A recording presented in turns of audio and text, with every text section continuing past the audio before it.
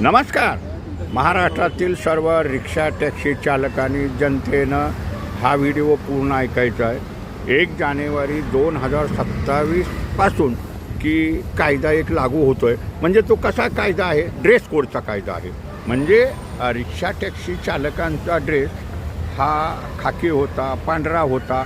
ह्या अशा त्याच्यात अनेक समस्या होत्या की कोणीही कसलाही ड्रेस वापरायचं. मग ते आम्ही सतत शासनाला मागणी करायचो की हिचं काही कायद्यातले शब्द असे आहेत की खाकी पॅन्ट, पांढरा शर्ट किंवा तो परवानाधारक पांढरा पॅन्ट शर्ट, पण त्याची डिझाईन वगैरे अशी काही नव्हती.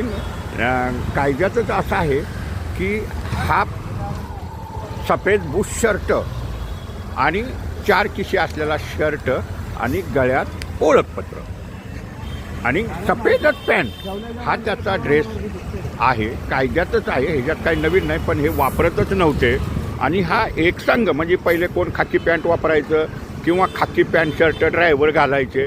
आता तसं करता येणार नाही. 1 जानेवारी 2027 पासून हा कायदा लागू होईल. मी म्हणजे सफेद शर्ट, हाफ बुश शर्ट आणि सफेद पॅन्ट आणि गळ्यात मात्र ओळखपत्र आणि पूर्वीपासूनच टोपी आहेत. पण टोपी वापरत नाहीत. खाली ते फोटो काढाय पुरतं टोपी वापरत आहेत आणि पुन्हा कोण घालतच नाही. पण खरा ड्रेस हा आहे आणि ही शासनाची अधिसूचना बदल केलेल्याची 16 ऑक्टोबर 2015ला 16 ऑक्टोबर 2015ला ह्याच्यात तरतूद केलेली आहे. तर प्रत्येकानं आता रिक्षा टॅक्सी चालकांनी, मोटर कॅब चालकांनी हा कायदा पाळायचा आहे. मग पुन्हा तुम्ही म्हणायला नको की आम्हाला काय कळालं नाही. हा व्हिडिओ जास्तीत जास्त शेअर करा. आता जवळजवळ 50% लोक हे रिक्षा चालक, टॅक्सी चालक हे सफेदच वापरतात. परंतु हाफ बुश शर्ट आहे, त्याला 2 खिसे आहे, गळ्यात ओळखपत्र आणि सफेद पॅन्ट आणि डोक्याला टोपी हा कायद्यानं ड्रेस आहे. तर ह्याची अंमलबजावणी आता होणार आहे.